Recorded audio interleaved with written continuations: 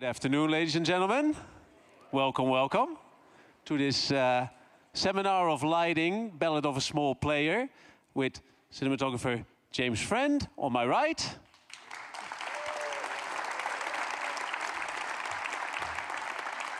And gaffer Harlon Haveland on my far right.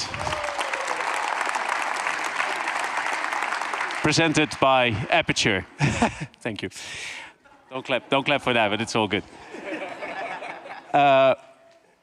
We'll be giving a short introduction of the two main players here today, and we'll be talking all through lighting, Ballad of a Small Player, from the ins and outs, from the situation that they both encountered in Macau, which wasn't easy at all, to say it mildly, to using some of the most technologically advanced Aputure Infinimats in a lot of difficult situations. So I would like to start off with James. If you would like to introduce yourself, tell us a little bit about what you've done in the past and where you are now. Hello, everyone. My name is James Friend. I'm a cameraman or a cinematographer or whatever you want to call it. Yeah, I'm a cinema fanatic, and I love it. Yeah, I don't know. What do you want to know? Give us some of your highlights from your recent past, because most people here know you, of course, from your Oscar-winning All Quiet on the Western Front. But what else did you do recently? I mean, the one thing I would say is I've come up very much through television drama, which I'm very proud of, and that comes with its own challenges, restrictions, and it's not you don't have all the budget, all the money, all the resources, so you have to be very resourceful and very sort of inventive, I would say, and that gives you a real I think it gives you a sort of another dimension when you start to sort of doing bigger projects, because you can sort of go into a different arsenal of sort of resources, and yeah. And if we're pulling it back even further, you actually started out as a spark originally, so you've seen many facets of the movie industry. Sure. Yeah. No. I actually left school at 16 years old, which is a little bit controversial in the UK. So literally directly after my GCSEs, and I've got a brother that's a doctor and a sister that's a lawyer. So I was the sort of the last one to be introduced to everyone at the sort of family table. But yeah, I started as an electrician. I did an apprenticeship, and I did 3 years of wiring basically factories and bookshops, and putting like proper sort of dirty hands kind of stuff. And from very young age, always been a movie buff.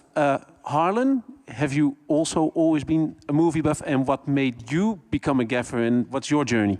So I started out when I was 17, the same as James, weirdly. My family are in the industry. Back then, the industry wasn't very big in the UK. It was only very small TV dramas. I did an apprenticeship at Pinewood Studios, a lighting company called Michael Samuelson. And then I went from there, and then obviously naturally progressed into television, out onto the road. And then the industry exploded in the UK, and we got pulled into the wave of going into the big Hollywood budget movies. And then I just naturally, progressively ended up as a gaffer. Obviously, I wanted to be there. It's not I fell into it. It was something I strived for and I aimed for, and I'd like to think I worked for. And yeah, so I've been doing it 27 years, and I've been a gaffer for 5, 6, yeah. 27 years? Yeah, and I don't look it, do I? years and years of experience, indeed. Well, I'd like to think so, yeah.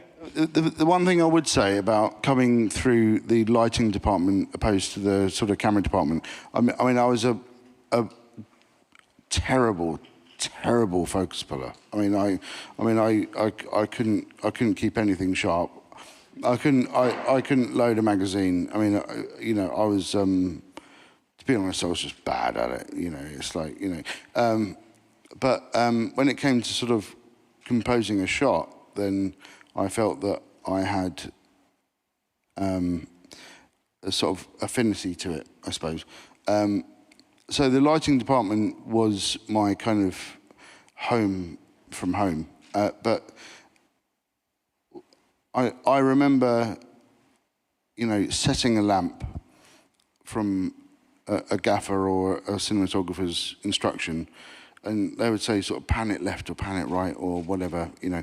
And one thing I always did as a sort of curious individual, I would go and stand next to the camera and I would actually see what the difference it made, and then sort of put a filter on it, or, you know, put a diffusion on it or a flag or whatever. And if you always stand in line of the camera, you can kind of really get a good sense of exactly what you're doing. Because, you know, if you're setting a backlight, for example, you're the polar opposite side of, you know, where the camera is. So you can never really kind of judge what's kind of going on. But yeah, I think that sort of curiosity really sort of enraptured me, and you know, it was. And that curiosity is indeed an important aspect of your work, because in another interview you mentioned that you like to create an image starting from a black void. So is that your style? Is that how you would describe your style of cinematography? And is that also why you actually don't like to direct the actors, but like to be behind the camera? I mean, I think it depends on the story. It depends on the environment. You know, like if you're working in the studio, you naturally start with a black void. So you have to sort of build layers and layers and layers and layers. But even the most challenging thing when working on location is that you want to really have control of everything. So you want to sort of turn everything off and have a black canvas, but you actually, the reality is you can't. So you kind of, you need to embrace it. And yeah, especially working in China, in Macau, especially, you know, some of these casinos, you know, they earn more in 20 minutes than the entire budget of our movie. You know, like so to say to them, can you just turn off those lights over there? They're like, no way, like absolutely. Yeah. And they didn't even know how to turn them off, because they've never turned them off. Everything's on 24/7, and we say, right, I need that switched off, and they'll be running around in a flurry trying to work out what it is, and then it'd just be quicker to get a pair of steps and black wrap everything, and we found that a lot, didn't we? Yeah, I mean, when I was an electrician, I remember you would wire things to a light switch. Now everything's back to a bloody computer, and you know, it was a small piece of paper, and they're trying to work out which one's which, and there's about 10 people looking at the piece of paper, and we're going, just try that one, and it's like, no, it had its. Yeah, it was challenging, but. Yeah, to say... Macau as a location for all its aspects was definitely challenging, but it's also a very, very captivating place to shoot. So I suggest we have a look at the trailer to give everybody that hasn't seen the movie yet, shame on you, an idea of what the movie looks like and what Macau looks like.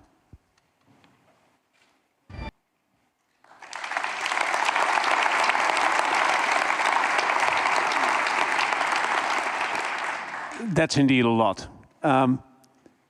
What was your process of first going to Macau, James, and experiencing that, and then having to scout there before you started shooting? So I remember I was fresh off a job, and I had to jump on a plane to go and meet Edward, our director.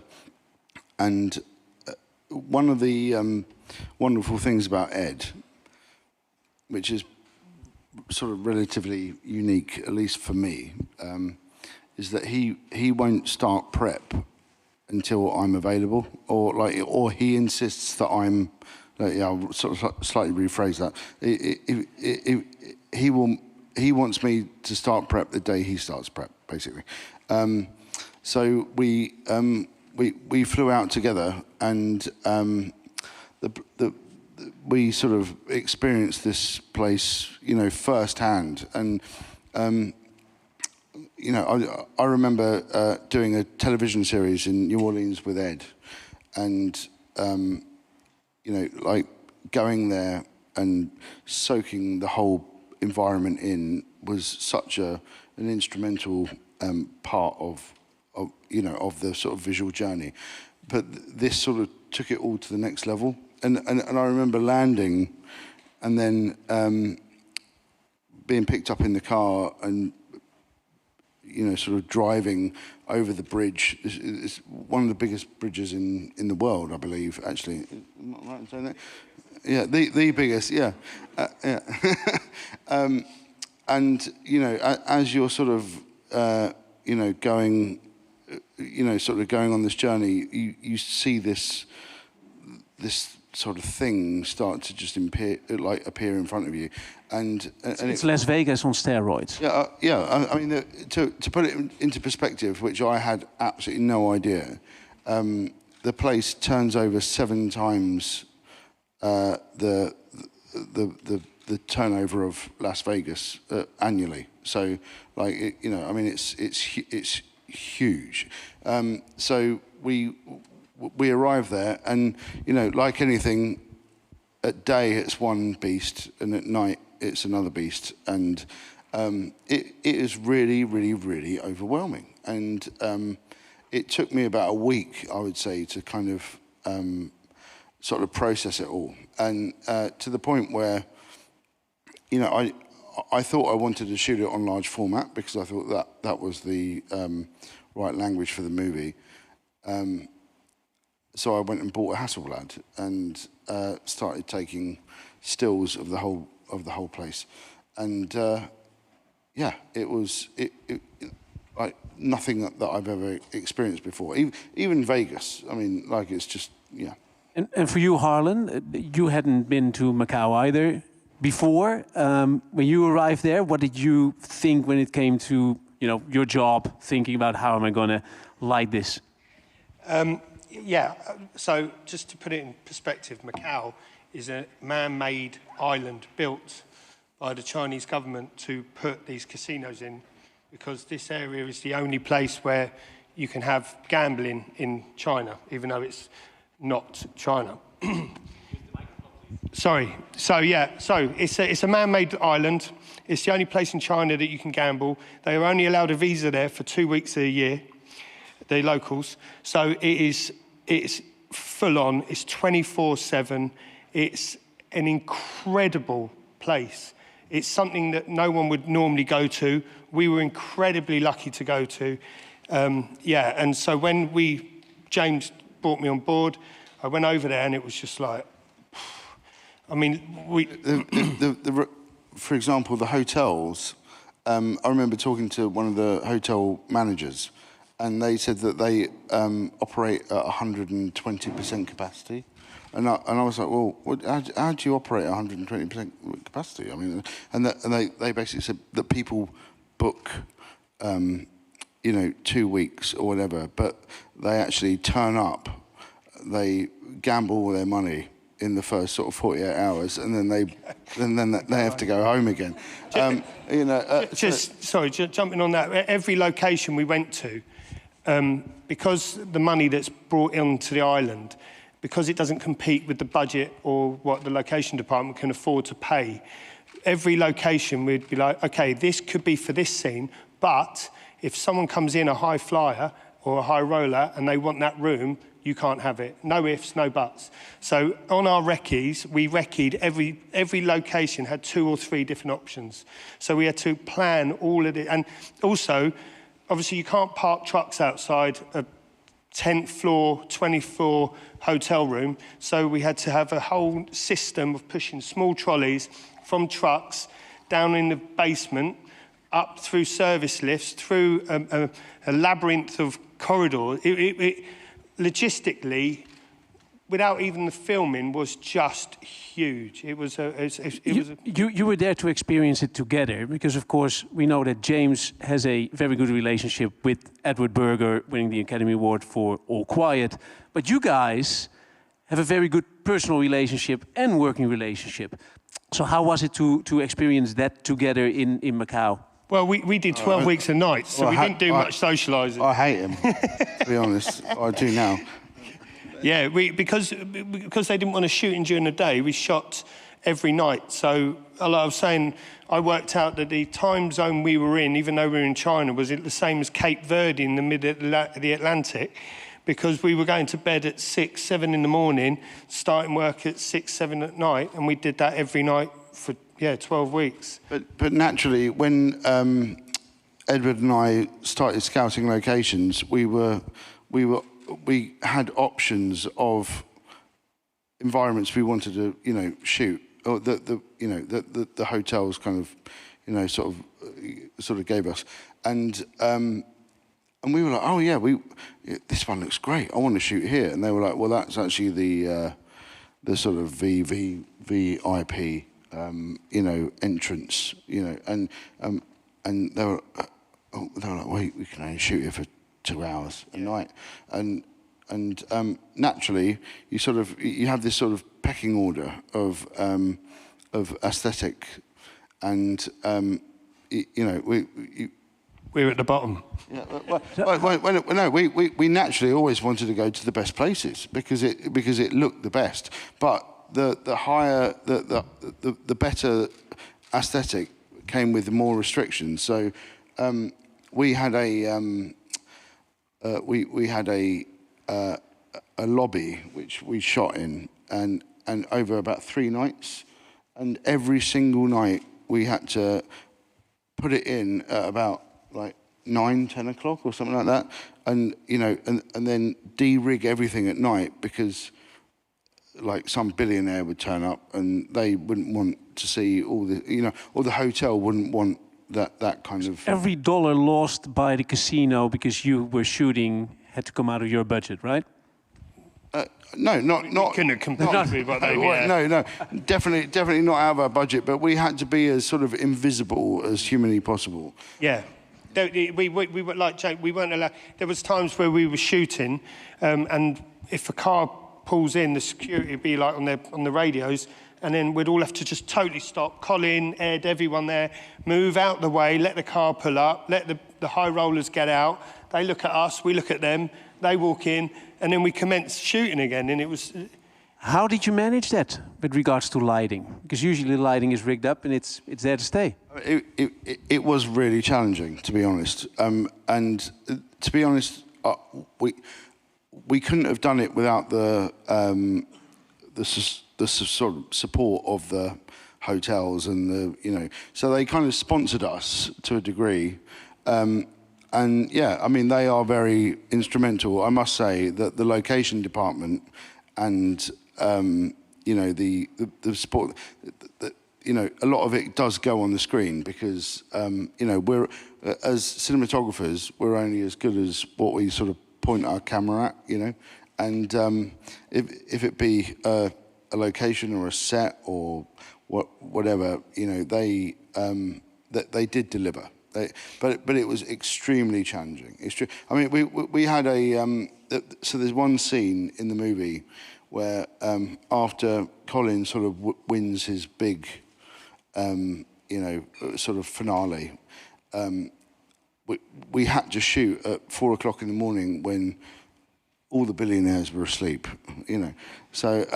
So we had to light this sort of courtyard, essentially, for day, because the scene was set during the day, but we could only shoot it at night. So we had this 20 by 20 Infinimat, and like flooding the place with light. But we had to be, the whole deal with the location department, so we had, and the hotels, we had to be ready at the sort of push of a button to suddenly move the light aside. So you had it on stands, didn't you? Yeah, we had them on long johns. And then we would just pivot it and move it open and closed for let cars in or let cars out. But it's not, a 20 by 20 Infinimat is not an easy light to move. You shouldn't say that here. I mean, the 4x4s were amazing, but... Sponsored by Aputure. Yeah. Not an easy light to move, yet movable. So it's an easy light to move if it's on a machine, but not on two long johns. Were there locations that therefore just didn't fit the bill, that you said we want to shoot here, but we just don't manage to work it out? Or was there never any sacrifice that had to be made because of restrictions when it came to lighting? I think you couldn't pick, like you couldn't... there was talk about shooting everything in stages over in the UK and then just doing the exteriors in Macau, but it brings so much. There's stuff that's already built, and the intricate detail of the hallways, the corridors, everything. You just couldn't match that like they've got over there. Just going back to being really quiet, there's a scene in the film where they're running down a corridor and the whole film crew were running with them, but we've all got to be dead quiet. So we're all just like pushing trolleys and Peter Marsden, our Dit, he's having to move all his trolley everywhere, and we have to be like... No, yeah, I remember that. Yeah. It was it was a comedy, yeah. so we were filming in like billionaire like corridors, right? And they're like, oh, you know, they're the high roller in there, and obviously we want to shoot it. The hotel want us to showcase the hotel. So they've given us access, but they're like, shh, but you're making a film. But obviously, a film crew's the most noisy, messiest, like... Children. on the planet. Yeah. So... and then you got the first going, shh, which is louder than people making noise. So it's like... Yeah, and then you got some poor grip or spark with a C-stand, and then they're sort of like, what? Yeah. But so that was challenging, wasn't it? Yeah.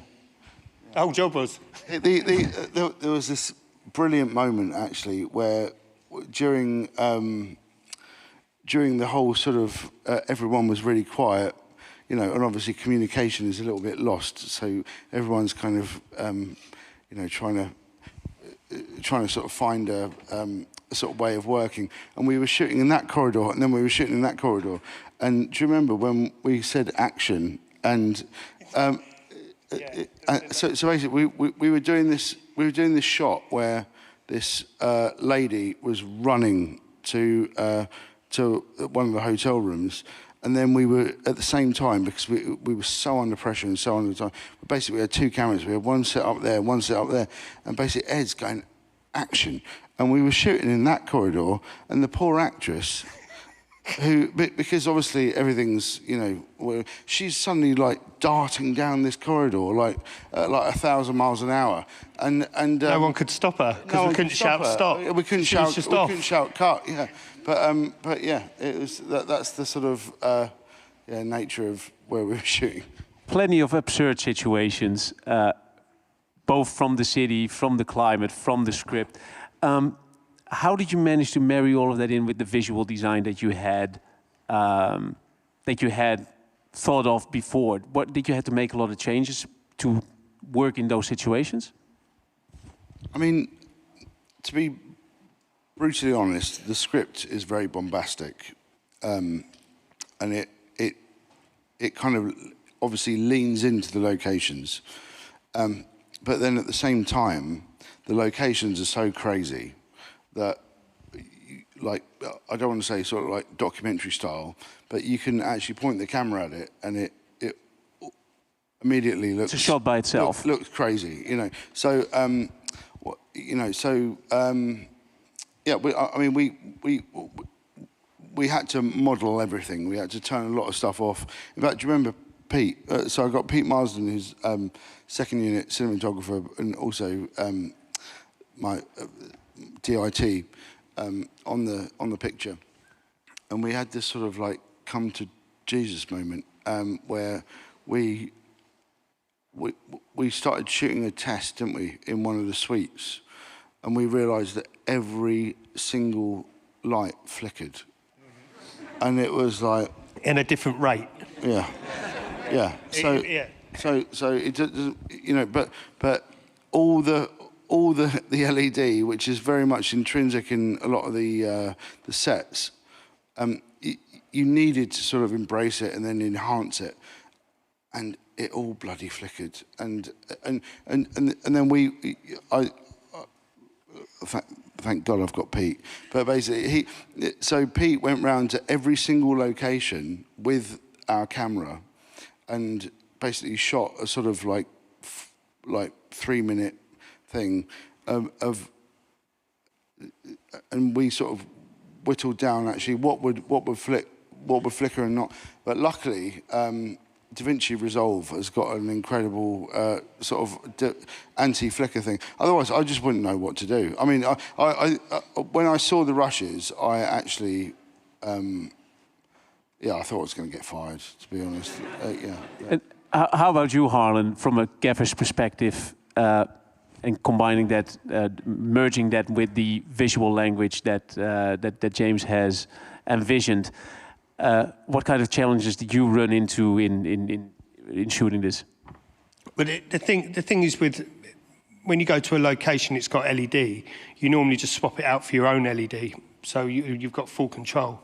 But when you're moving at a rate that we had to move, and the restrictions from the hotel, and luckily, you know, James lent into this, and we enhanced some LED, but we sort of just went with it and just let it do its thing, and we just added light towards the actor around the camera to enhance the lighting on the actor. So anything deep background is just the normal house stuff, and then it's just stuff, you know, up close and personal is stuff that we've added in, which was normally the 4x4 Infinimat through a 12x12. The truth is, when we, I did a recce with Ed Berger, and I think we went there about 7 months before filming, possibly even more, about 8 months, because we had to nominate the areas that we wanted to shoot for the Chinese government. So it's not like you can just be very reactionary and say, we want to shoot here, we want to shoot there. Everything is so regulated. But the fact that it's a gambling sort of centre or whatever, with the cameras and everything, if I wanted to sort of like Harlon, you know, if I wanted to put a frame in front of him, if it blocked a CCTV camera, which it obviously would do, they wouldn't allow it. So it was really challenging. So you're not allowed to take any pictures inside the casinos, and even just as a tourist, if you did, they'll be on you. Like, it's amazing where they come from. They're just on you. So when they were shooting in the casinos and we couldn't add anything, and it was like there was a point which I think you've got a still of, that we went to an MGM like a theatre which had a video wall, and we shot the casino, and then we put we actually made a process stage, not this one. If it, have you got them? You're it. Keep going. It's ruining my whole slide here. Sorry about that. I'm ruining it. Go back again. Go on. That's it there. So you can see that's actually a theatre for live events, and so James brilliantly nominated it to make, and we literally made it into a small process stage. They had all the rigging there already because of what they do, and we added the Infinimats on the top, and we created it all just so we could shoot it and have full control.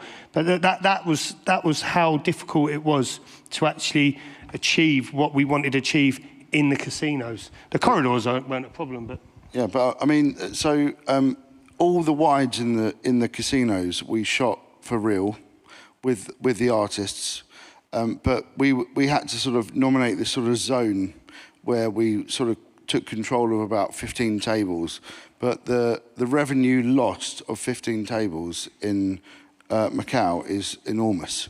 So the casinos are very, very, very, you know, like they make you sort of bleed for it, basically. And so we shot the wides, but anything sort of mid or, you know, slightly tighter, we had to shoot plates. And then we went to the MGM, which is over the road, and it was completely by chance. I was at Pinewood at an event, and I ran into a friend of mine who's a VFX supervisor, and I happened to mention that I was going to Macau, and he was like, "Oh, we're shooting in Macau," and he said, "Oh, there's the biggest video wall, apart from sort of LA, Las Vegas, or whatever, it's the biggest video wall like in the world, in this hotel."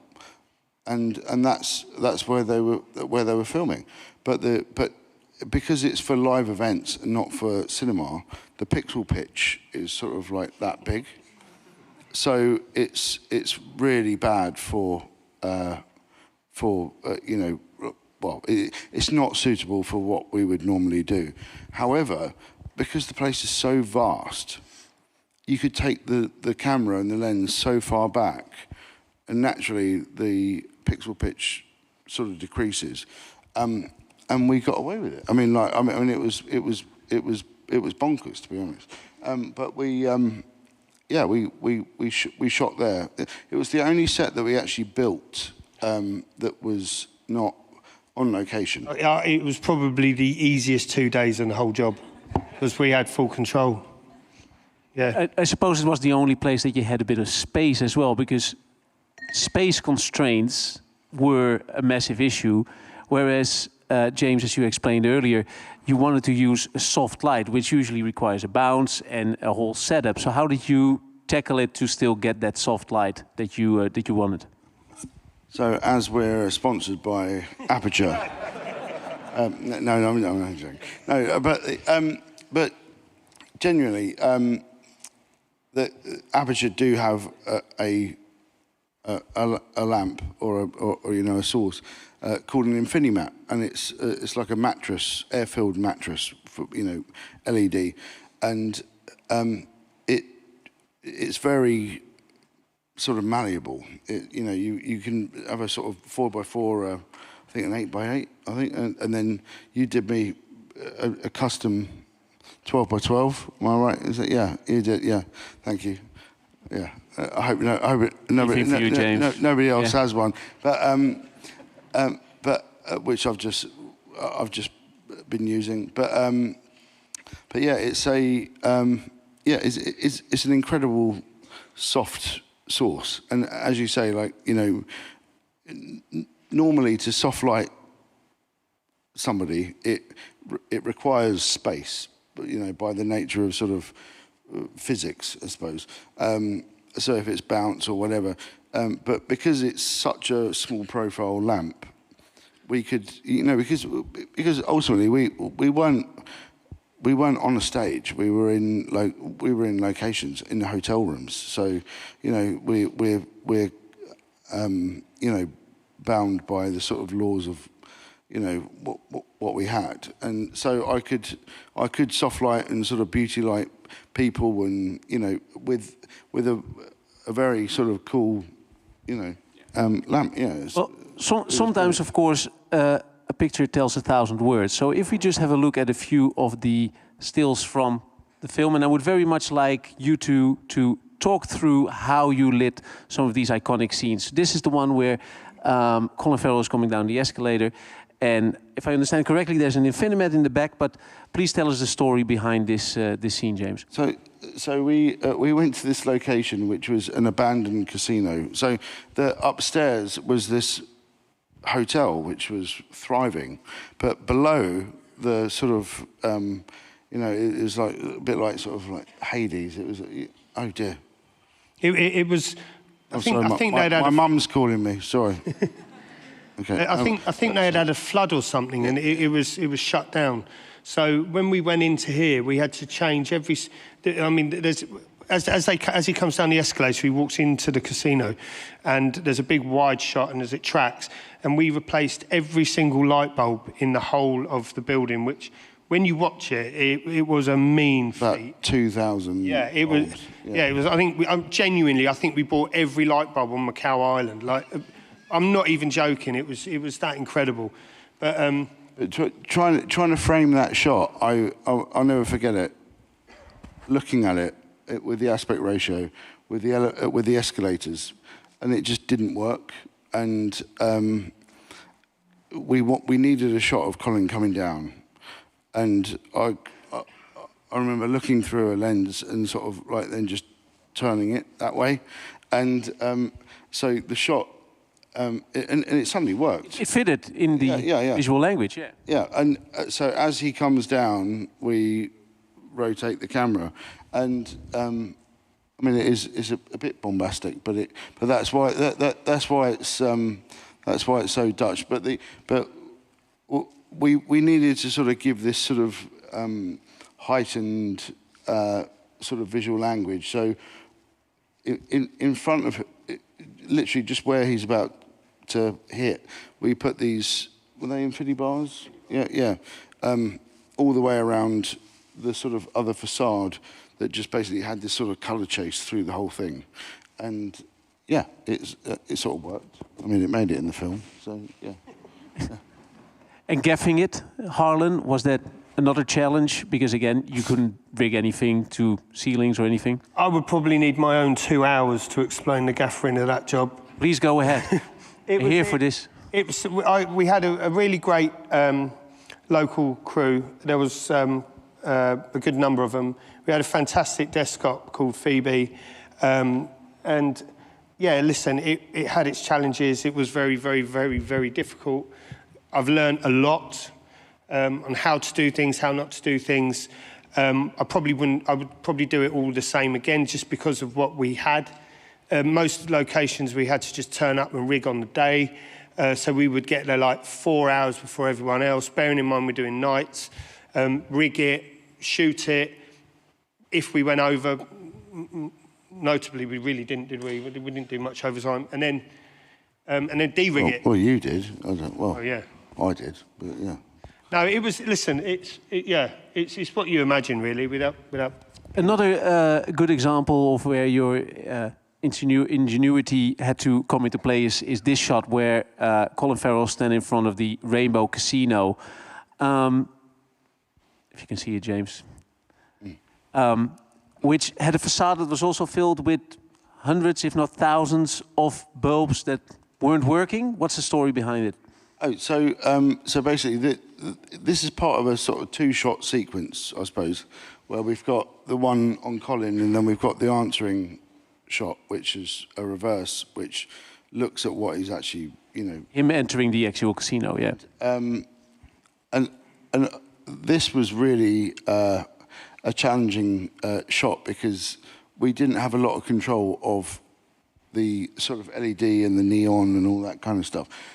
So this is where actually the Alexa 35, which was our principal camera on the whole movie, this is where it sort of really comes into its sort of own majesty with its colour science and its latitude. And yeah, it really was fantastic. But the building was actually derelict when we turned around. So I don't think they turned the power on for like 4 years or something like insane. But they had this sort of very classical kind of, you know, bulb, light bulb sort of, you know, casino, you know, thing. And yeah, did you have to replace any of that? I think. Yeah, they wouldn't. Yeah, we didn't get. They wouldn't let us in there, would they? Yeah, but I think we had to rewire the mains or something like that. Yeah, I know that was on the other one. We had to Yeah. Yeah. So yeah, but yeah, here was, you know. You had to color match it, right? There was something about the colors that came from the facade, and then you had to color match it because he was going inside into the colors, actually, into the casino. Yeah. Yeah, I mean, we did have to sort of, we did have to colour match, because when we turned around, obviously, you've got sort of tungsten bulbs and all this kind of stuff. But here, this was actually more about removing light. Everything around Colin basically just emitted light, which is a nightmare. Like, I always remember, like, a lamp or a light in the right place. One light in the right place is 10 times better than 20 lights in the wrong place. Do you know what I mean? So it really was a case of black wrapping everything. Yeah, we put up 4 20 by 20 blacks. So yeah, just to get that shot. Yeah, so for that shot there, we've just got a huge wall of 20 by 20 blacks, just taking all the ambient off him, and then we add our own light. So that's why it looks so. Which was an Infinimat, actually. Yeah. I didn't say it. It's all you. That's what you wanted him to say, though. It's all you. Aputure Infinimat, everyone. Yeah. Another interesting shot, because of course the Rainbow Casino, completely different world than the other casinos. This was a rundown casino where Lord Doyle goes if he's down on his luck. So it's actually a contrasting world to all the high roller, high-end casinos that he starts out with. Another great different environment that you were shooting in is the balcony where Dao Ming lives, which is a fully inhabited building, if I'm correct. So that was also challenging when it came to lighting, because everything had to be rigged and removed before the people got home. What's the... So at the hero apartment, I think, was the only apartment that wasn't occupied while we were shooting there. Everyone else was living in their little apartments. This was a good example of us having a pre-light during the day, which never works. It was like 50 degrees, 90% humidity. There was stiflingly hot. There was zero air. James, we managed, because we were on an island, it's difficult to get more supplies in without giving them a 2-week notice. And then there was complications and things not working, and things that you take for granted being in, especially in London, where we're so spoilt with lighting companies to supply us with anything we want. And there was this shot here, and then we sort of did a very long, imagine a long rectangular courtyard, and then there was a long shot from the very end looking back, and we had to take all these tubes, Infinibars, and move them all the way around for every shot. So yeah, but we had to light 360, and we had to, and so if you, I'm not even joking. There's probably about 15 sparks, and we just got everyone out of the way of the balconies, and we go, and we just move, put it there, put one there, and it's all on battery. We couldn't power them up. It was that was an interesting day, that one. Yeah, literally terrifying to looks say fantastic, the least. But every highlight that you see within this shot is us. Yeah. And it's sort of, you know, surgically sort of positioned. But when we wrapped, we had to have another swing gang that came in to remove everything, and then the next day reinstalled everything. But as Harlon just said, the only sort of room that we actually had, or apartment that we had control of, is our hero one. And I think we had one sort of next door for as a sort of green room, you know. But so yeah, trying to sort of convince people for continuity, just to sort of keep their light on or their light off, you know. And when you're shooting at 3 o'clock in the morning, and you know they've got their bedroom light on, and you're sort of saying, yeah, please, can you? Yeah. It was pretty interesting, but yeah, well done. Yeah. I mean, it served a purpose. I mean, it looked in the film. I think it's a great scene, but yeah, it brought back some memories watching that. Now, in Ballad of a Small Player, we see a lot of close-ups, especially of the face, of course, of Colin and of Tilda Swinton, which required very soft lighting, as you explained before. But they have very different faces. So can you explain to us how you lit them differently and made them actually, as you said before, as pretty as possible? I think there's sort of cosmetically pretty, and then there's, you know, narratively pretty, you know. But it doesn't really change the way I light that much, you know, honestly, you know, as long as you haven't got a no shadow that's sort of like going up here or just something that's awful. But, I mean, a face is, in fact, actually, I did, I was a student at the ASC masterclass, and I remember who's actually in the audience right now, Mr. Paul Cameron, ASC, who's a master, you know, spoke about modelling light, basically, around a face, and, you know, sort of different dimension. And I've never really sort of forgotten that, you know. But truthfully, it depends on the scene. It depends on the environment. It depends on, you know, on so many factors. It's not like there's like an equation. You know, you can't really quantify it. But there was something special about lighting this one because of the spectacles that Tilda is wearing. There was something special about this particular shot because of the spectacles that Tilda was wearing.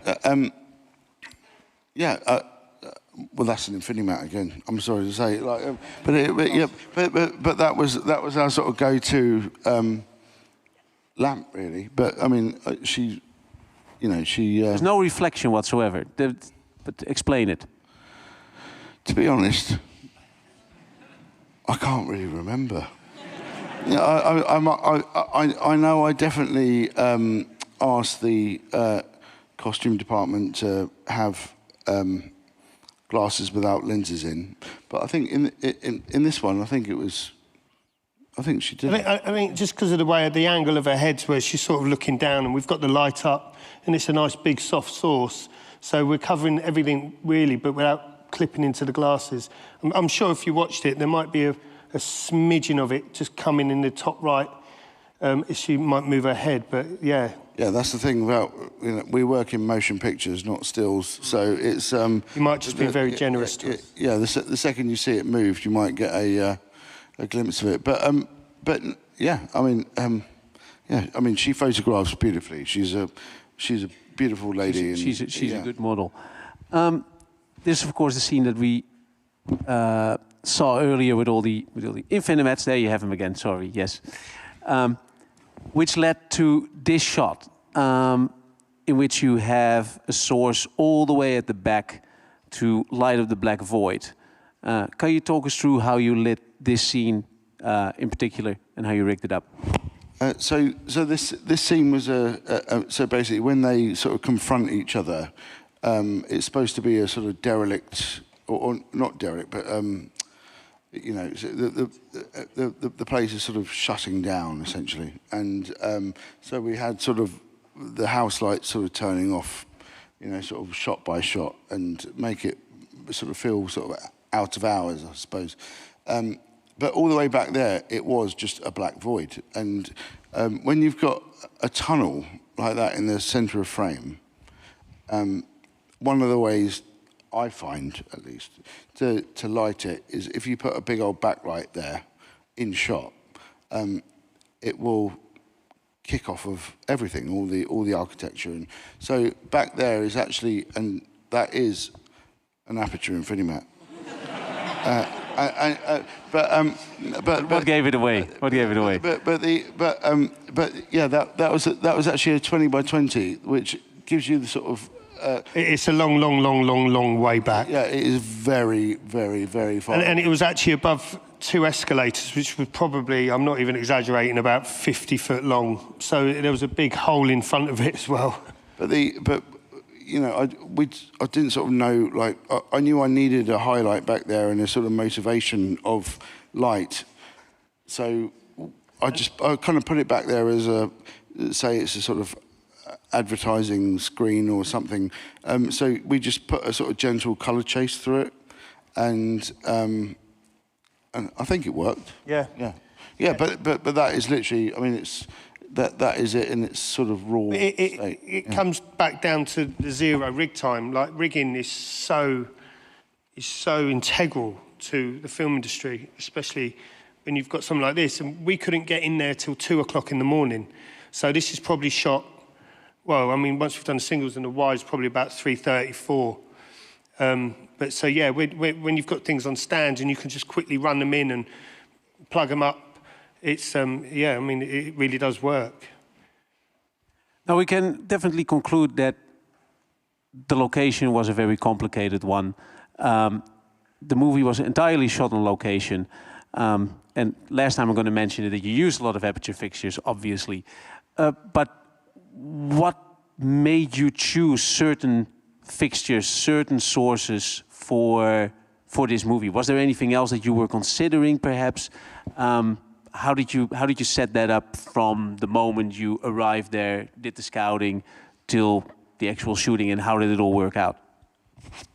I mean, you always have to adapt as a DP, you know, and I suppose as a gaffer as well. You know, you need, every country you shoot in has its own challenges. Every you know,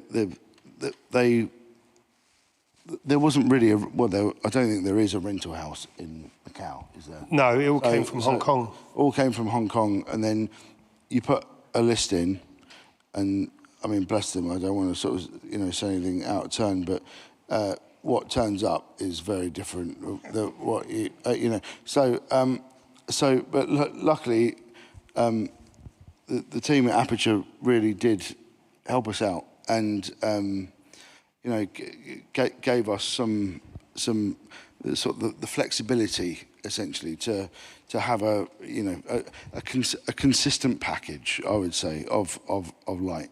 But yeah, I mean everything needs to be driven by the location, the scene, the story, obviously, you know, and yeah, thank you very much for helping. With pleasure, James. And from a gaffer's perspective, Harlon, were there any other logistical challenges with regards to the lighting that you encountered, and how did you overcome them? That's a tough question. it's a big. I can't answer that question in a couple of sentences. But when we first came across the Infinimat, and I'm not exaggerating. We used it in every single shot. I'm not even exaggerating at all. And James and I saw it, and we were like, let's get it. Let's get it over to Macau, and we did, and we just ran with it. And how would we have done it without it? It would have just been a lot harder, and a lot more people, and a lot more cable, and a lot more equipment, and a lot longer. And time is of the essence. And yeah, I mean, you can just see there, we actually had two lights, one very up high, coming back light, and we did it for the turnaround. But then we just stick the Infinimats on stands and just wheel them around. I think that might, at one point, I think that was a live road, wasn't it? Didn't we have to keep getting out of it? Yeah, definitely. Yeah. What is great about it is the fact that it's such a broad source, so it's naturally beautiful and soft. But because it comes with an egg crate, it means that you can actually control it and model it, and, you know, keep it off walls, or, you know. Normally if you do a sort of book light, as people sort of know about, you know, where you bounce it in, and then you sort of get the same sort of quality of light, but you can force it into a corner, or you can, you know, if you're filming on location, which we were 100% of the time, you know, it enables you to do stuff that, you know, is normally pretty hard to achieve, and quickly. You know, we didn't have a big budget. You know, we didn't have a generous schedule as well. So we, you know, we need to sort of move, and yeah. One other thing is that they're waterproof, and we actually didn't wet this down, this scene. It absolutely chucked it. It was biblical rain. And then so that all that there is actual natural rain. We didn't do any wet down there, do we? It was a. Yeah. James has said before that this was the toughest shoot he's done. Does the same go for you, Harlon? 100%, yeah. No, yeah. Listen, I wouldn't change it for the world. I had a fantastic time. it was a real honour to be over there, to go and do, like, to work in the film industries, to go around the world and see it. And you know, I would never have gone there. I loved it. I thoroughly enjoyed it. I had a good time. There was good people. Yeah, it's great. It's a great experience. None of that's art department, by the way. That's actually how it looks. That's a lot of sweat. Oh yeah. Well, I mean, we were talking about this. If you look at Ed there, you see his shirt. That's yeah. And you can even see it on his knees. That's how wet it was. That's how hot it was. It was so humid. You couldn't wear shorts for more than one day. Like one day, you had to buy. Like I had to buy a whole new wardrobe when I got out there. It was unbelievable. But again, yeah, I mean, yeah, I wouldn't change it for the world. I had a great time. Well, I want to thank you both for going through the length, the effort, and all the stress to make Ballad of a Small Player. And of course, we as Aputure want to thank you for having the faith and the trust in using the Infinimat to create this beautiful movie, and from a cinematographic perspective, absolutely stunning. So I would like to open up the floor for any Q&A, and yeah, thank you very much for answering all the questions, James and Harlon. Thank you. Thank you very much. Thank you.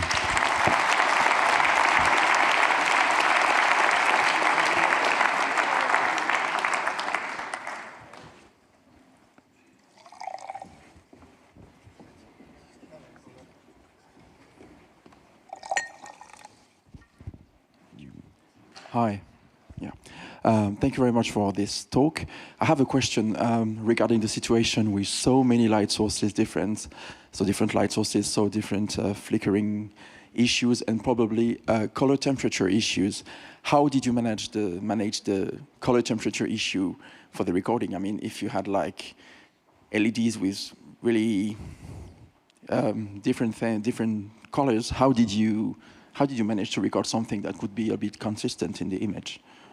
I mean, I think you just need to go back to basics and, you know, match by eye. And also, you know, I've got a color temperature meter, which I have absolutely no idea how to use. It is literally, I mean, it is the most mind-boggling bit of kit that I ever have. So I just say to him, can you match that? And then he does it, yeah. If there was any LED that was really bad, we would try and swap it out with something we've got control of, and then match to a good piece that's not flickering as bad. And it was just a real, like, on the fly, hickory-pickory way to shoot. But yeah, it was just something we had to do. And again, with Pete, with Resolve, and then I suppose, yeah, we managed to get around it. But yeah, there were like that corridor was it was like a disco. So there's one, the hardest scene to grade in the entire movie is actually a shot where Colin comes out of his hotel room in the very sort of opening 10 minutes, and he walks down this corridor, and it was like a luminous orange. I mean, like, to the point where even by eye, you're like, who the fuck would stay in this hotel? And it looks so crazy on camera, and yeah, like, even just to pull the sort of, I never ever forget, like, putting it on the screen. And we were like, oh my God, it looks mental. And so we almost had to literally roto Colin just to preserve his skin tone, and then grade the sort of the background because it was just so bombastic. It was so crazy, yeah. But I think sort of color-wise, I mean, it was a challenge. You know, but you have to sort of go with it. You have to, you know, you have to sort of embrace. You know, you need to lean into it. You can't fight it. You know, so yeah. Thanks.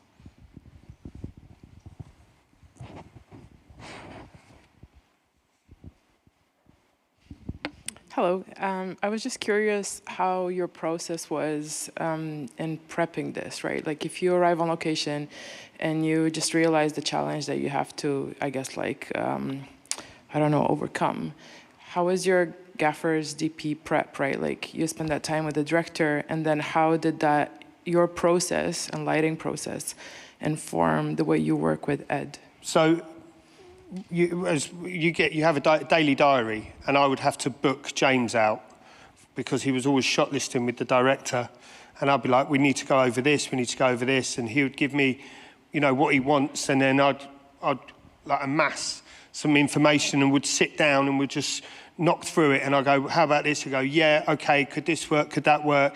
And then like just really just smack, you know, without sounding crass, but just smash through it. And then James would go off back with Ed, and then I would sit with the local gaffer and the rigging gaffer, and then maybe go and do another recce with just us three with the location department and talk about what we can and can't do. And then if that's not the case, you've got to go back, and then it's, you know, there's sometimes I just say to James, there is no other option. So it's just, we just rolled with it really, didn't we? But it's, James and I have a good relationship, so it's, I can talk quite openly to him and candidly and just say to him, like, it ain't going to happen.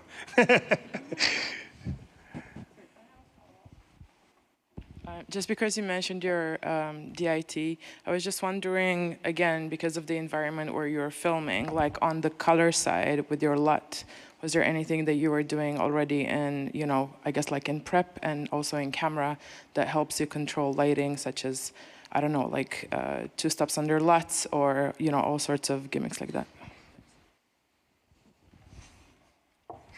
So many years ago, I did a television series called Patrick Melrose, and I think it was 5 episodes, I believe, and we kind of had a different LUT for each one, and then we had a sort of night LUT, a day LUT, and this and that, and I literally got myself completely tangled in this web of, you know, like overcomplication essentially, and I somehow got away with it unscathed, but I would never, ever, ever do that ever again. You know, it was, so, in fact, actually, do you know what? Pete Marsden is here, who's my DIT, but we went, I've got an incredible colourist called Andrew Daniel, at a place called The Look in London, and I've worked with him for about 20 years, and we designed a LUT that was sort of quite safe, and everything we sort of adjusted was all sort of CDL, and I don't know. Pete, do you want to actually say something? Yeah, you're better at answering this stuff than me. It's all bloody Spanish to me. Yeah, so we shot some tests, as normally happens, provided them to Andrew in London, and he gave us a couple of options, and then I put them on the tests, and then we... Yeah, that's right. I applied them to the tests, and then we went, okay, so which one do we really think probably works for us better? And then we picked one, and I think we did a little adjustment, and you know, and that was it. So after that, there was no other LUT as such, but because of the nature of these locations, but the mixed color lights, color balances with everything. Even to the extent where there was that hotel room with the really, really tall windows. Like I went in that room when I was doing my little flicker tests, and you know, just looking how the sunlight would hit at one direction, it was like basically the sunlight hitting at one time of day would be different over there because it would change the color balance inside the room. Effectively, my CDL was just keeping it consistent. I think it was all basically just CDL adjustment. Yeah, and it was very, very simple. I like to kind of keep it pretty. I've tied myself up in knots before, and I just never want to do it again. I'm a firm believer that simplicity is always the best option. If it comes to lighting or camera or you know.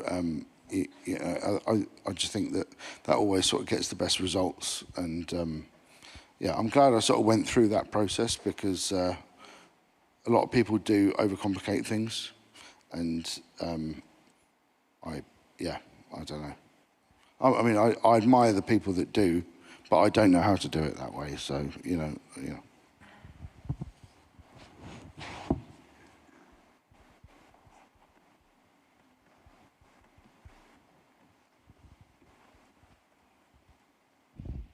Good to see you.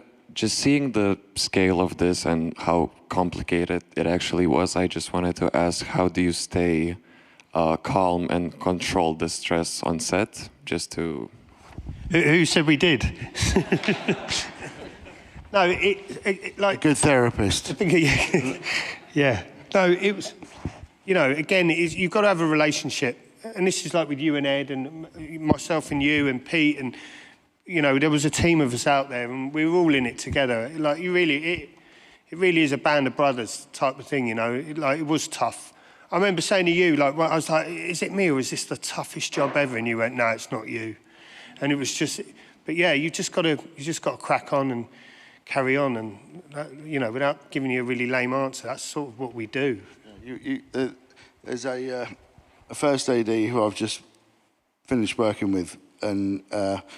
He would use this expression, which I kind of very much relate to, and it's like, how do you eat an elephant? And it's like one bite at a time, and it is like, you know, just you know, every challenge is, you know, you do one and then you move on to the next. But I mean, a film of this scale, I mean, it's not. I mean, the film's not a big.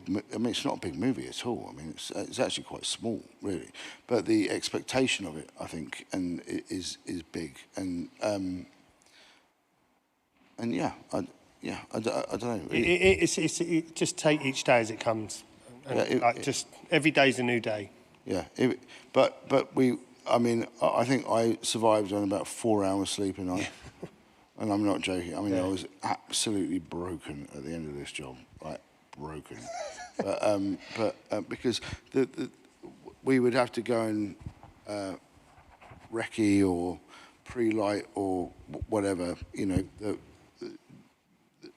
the morning of, and then go to set. And then when you wrap, you've got to go and pre-light the next, you know, the next day. Because Edward, bless him, I mean, he's a lovely chap, but you know, he sort of doesn't have a lot of sympathy if you're kind of like, you know, why are we waiting around, like, why are we sitting around, you know?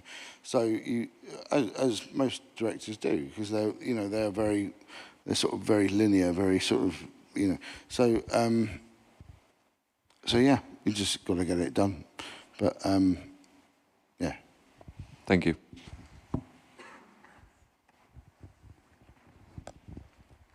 Hi. Can you tell us about the creative and like storytelling side of using color contrast and RGB lighting in this film? Sorry, I can't see where you are. Sorry. Okay. Sorry. Sorry. Repeat the question. Sorry.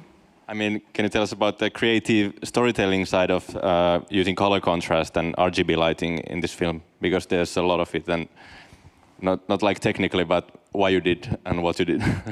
I mean, everything's very much location driven. Like I'll be, you know, I can't say that, you know, I went in with this sort of game plan of doing something like. I mean, we turned up there and everything's so mental that you have to lean in very much to what's already existing there. You know, because you can't turn it off. And you know, you can't half the time can't even turn it on. You know, so you need to be very much driven by the environment, and also, you know, I mean, the scripts. You know, they say you know, Macau, blah blah, blah, but I'd never been to Macau. I mean, my impression of Macau was what Roger Deakins did in Skyfall. You know, where sort of, you know, he turns up in a Tom Ford suit on a, you know, in a sort of boat, and it all looks absolutely spectacular. But actually, it's the total bloody opposite. I mean, the wide shot in that movie over the island, I mean, it just basically just doesn't exist. I mean, it's like, I mean, it couldn't be any different. Fantastic film, one of my favourite movies, but you need to. Yeah, you need to lean into what's already there, you know. So the colour, yeah, I want to say that, you know, oh my God, I love cyan because it, you know, it sort of makes me, you know, sort of melancholic, you know. But it's like, well, but yeah, it's that, you know. Hi, hello. Here on your left. As I mentioned, like to James 2 days ago, I want to congratulate you all for this great film. I think that you did a great job on this very challenging, but yet I think very potent location. And speaking like of that, I think what you did really good was to distinguish the background, midground, and foreground, and how you illuminate that to create separation well with the characters. But also, I wanted to ask you, how did you manage, or is this some magic from the new Aputures, how you actually managed to not to get a contamination from all of these lights, to have a very specific separation? For example, you use this cyan a lot, but you still did manage not to contaminate these primary colors, like in the costume, for the costume people not to kill you, you know, or to get upset. It was a total nightmare, to be honest. I mean, because if we were filming in this theatre, and you've got a source behind you, or maybe a road behind you with 20 streetlights and 20 shop fronts, and you want to look that way, and you know, I love to start with like I think you said earlier about like a blank canvas. I mean, it's just the way my brain works, right? So, you know, put someone in a black void, and then you sort of build it from there. When you're shooting on location, obviously you can't do that. You need to. It's more about removing things than it is adding things. But China is an incredible place, but not a particularly easy place to film in. And you know, every sort of restaurant or this or that, you know, you know, just to keep the lights on at nights, you know, the location department would have to buy out the shop just to have a sort of highlight in the background. But I very much do, you know, the sort of process of removing all the light around the actor, depending on the shot, obviously, and then starting afresh. And then the background is the background, you know. So, you know, which you have some control of. But it was challenging. But that's just what happens, you know, when you film on location. I mean, I remember one time we were shooting and there was a lot of street lights and we couldn't switch them off. But what they did allow us to do was to go around with black bin bags and put them over every single one. So we just had 2 people on steps going round and just putting black bin bags on every single light behind camera. And then when we turned round, they had to take all them off and put them all on the ones behind. But yeah, James just always had full control. If we could get rid of a rogue light, we would. We would use floppies. Yeah, we would use anything. It's amazing how valuable a set of step ladders are. Yeah. You know, like you kind of say, or an apple box. Yeah. Like, you know, I would just sort of say to Harlon, like, tomorrow night, let's just get like 5 more step ladders, yeah. and 5 more people and a load of bin bags. I mean, that like, I know it sounds crazy, but it's like the cheapest thing in the world. You know, a set of steps and a load of bin bags, but that can have such an impact on the visuals, you know. So, yeah. The crazy thing is that scene actually didn't even make it into the movie. Thank you for answering.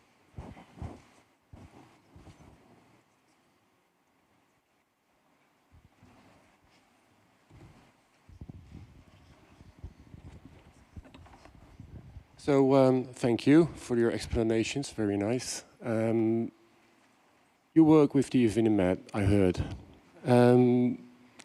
Did you find anything that you would like to improve? Did you worked with it, it's pretty new, you worked with it a lot. So are there things that you'd like, oh, I would like version 2 to be with this or that or different? Or of the lamp itself? Yeah, the Evinimat, you know, technical. I don't know if we can answer that question. No. I think there's always a little bit of room for improvement. But one thing I absolutely love about this business is if it be a lens or a camera or a lamp, everything sort of naturally evolves.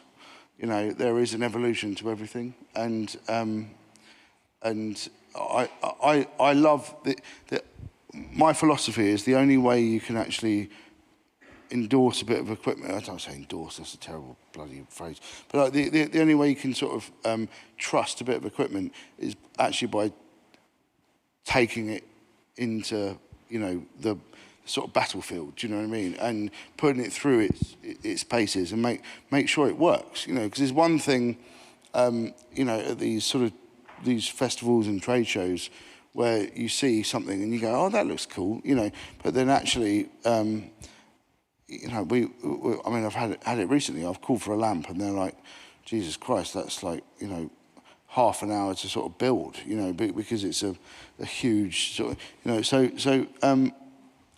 so I think version 2. I mean, I think there's room for improvement on every light. Yeah, but I mean, LED is getting better. Yeah. And the colour's getting better, and the output's getting better. Yeah, totally. Yeah. You know. Yeah. I also have a question. Hi.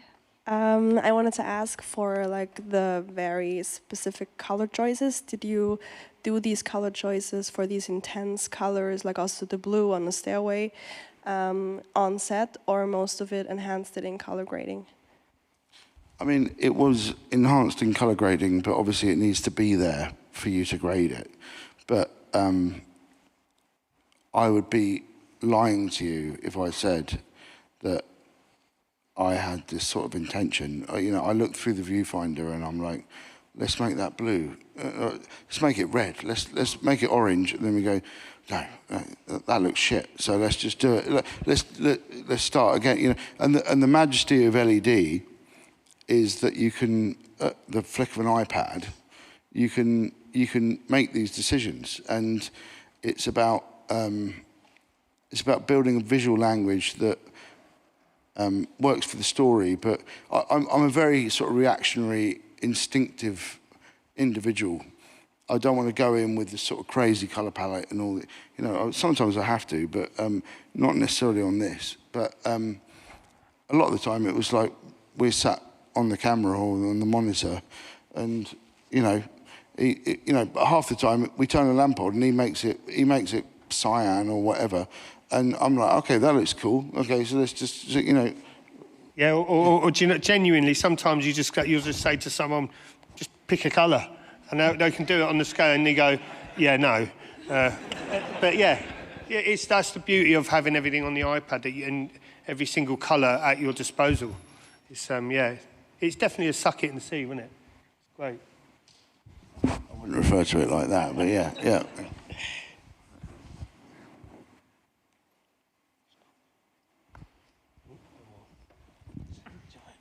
Hello, here.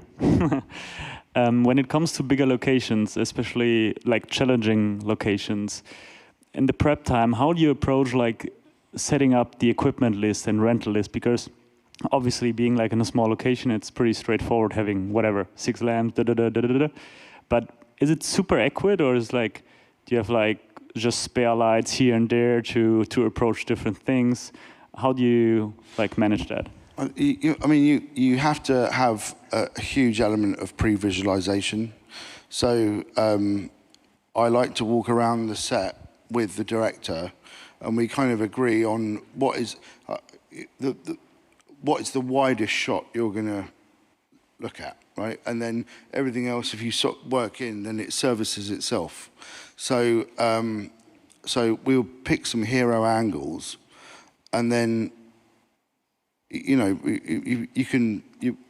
you sort of look at it and go, well, how would I do that? I mean, weirdly, I think the scene that I'm the most proud of in this entire film, I don't even know if it's in the trailer, to be honest, but it's the temple scene where we just did everything with. Basically, I asked our production designer Jonathan to put like 100 Chinese lanterns everywhere. Red Chinese lanterns, and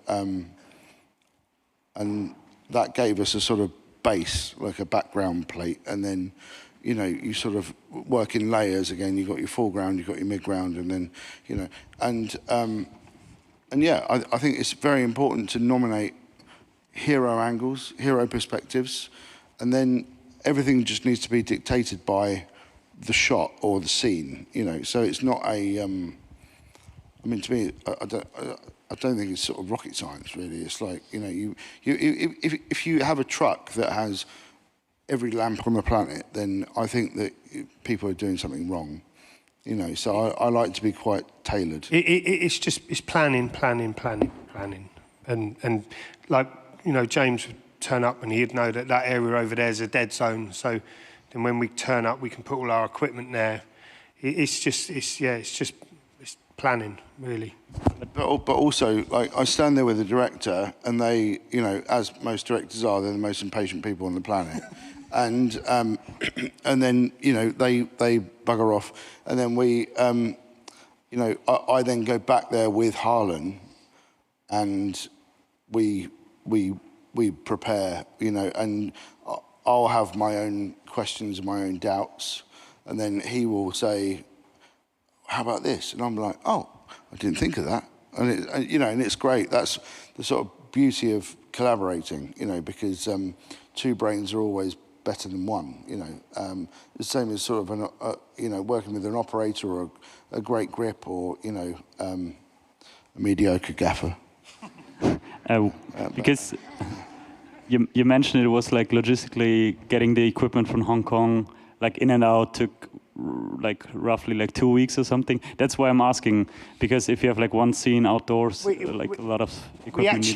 We actually hired a unit, an industrial unit near where we were shooting, and we just brought over as much equipment as we possibly could, and then we would work out what scene would be in the next couple of days and what we had to do, and then we would just rig it. But we do that. We do that in every job, really. It's yeah, that's nothing new. The restriction with Hong Kong or Macau was that everything was coming from Hong Kong, but they need 2 weeks to bring it in. So if a light broke or something happened where we had to get a replacement, we just couldn't do it. We just couldn't get it in the next day. And that had its, you know, like in the morning I'd have to come up to you and go, right, you know, and okay, so what have we got? Well, we've got this. Okay, cool, right, well, we'll work with that.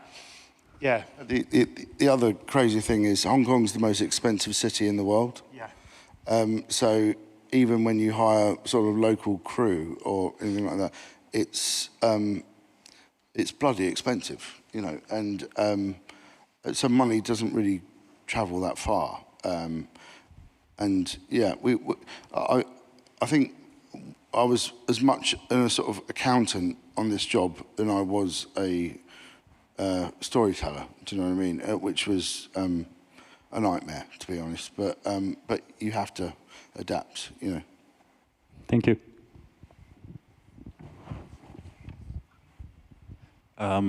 Great film. Thanks for being here and talking about it. If you could do it sort of all again, you know, in a sort of hypothetical world, what would you sort of change, and what would you keep the same? I mean, besides the aperture in Cinemat, of course. I mean, it's a good question. I wouldn't know how to approach that question, really. Like, I think I would keep everything the same, because if I dwell on something that I believe is an error, or, you know, then it's, yeah, I don't know, you're over, you need to move on. But yeah, no, I think I'll keep possibly the last third of the movie from a narrative perspective, but not necessarily a lighting perspective. You know, yeah, I can hands down say that like every project that I ever sort of approach, that I gave it my absolute all, like my absolute all, and I think I wouldn't want to change anything at the moment. Maybe I need to watch it again. Yeah.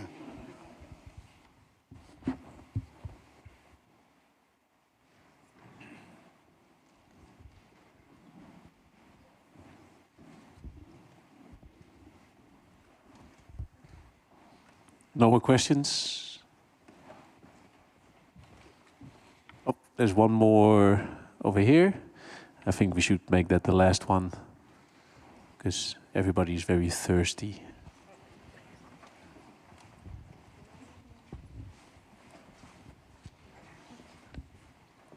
Hey there. I was just wondering, because you mentioned DMX control, how do you manage that? What equipment did you use to DMX control, or what application? And did you do it yourself, Harlon, or did you have it? In the UK, we mainly use the Grand MA, but over in Macau, we used I think we used a blackout on an iPad, and yeah. I don't know why we don't use the blackout. There could be some argument in that it doesn't have the parameters that the Grand MA has. But yeah, I'm not too familiar with the blackout. But we had a fantastic desktop over in Hong Kong. Phoebe was an absolute ninja. Lifesaver. Ninja. She had this Wi-Fi system that she would have that sort of could control every lamp. But one thing, I mean, it was literally like MI5 CIA, like military grade. But one thing that we just didn't anticipate is that it basically, I mean, it sent our cameras crazy, didn't it? It just kept knocking out the pterodecks and everything, and then she'd have to switch it off. Yeah. And we were like, "Where'd you get that from?" And she's like, Yeah. If she told us, I think she would have to kill us. Yeah.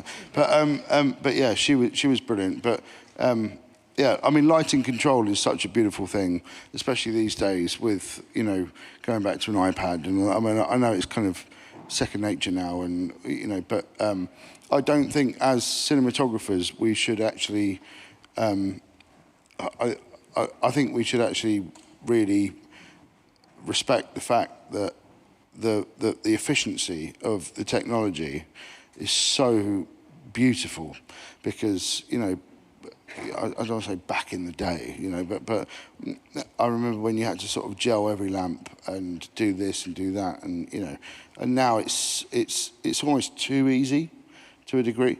And yeah, I think that the desk operator for me, lighting console operator, is one of the most instrumental people on the floor. I mean, you know, it's yeah, it's a fantastic job that can make or break the visuals of a movie, I was actually saying, yeah.